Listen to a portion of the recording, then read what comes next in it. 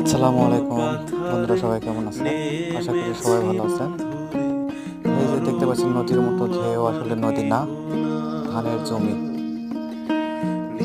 এটি হচ্ছে আমাদের রাস্তা, আর এর পাশে ঘাস লাগানো হয়েছে, দেখেন গরু ছাগলের কারণে সুন্দর।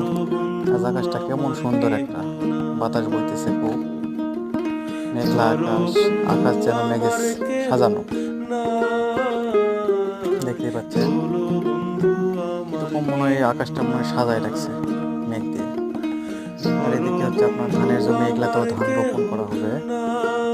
আমন মৌসুমে যে ধানটা,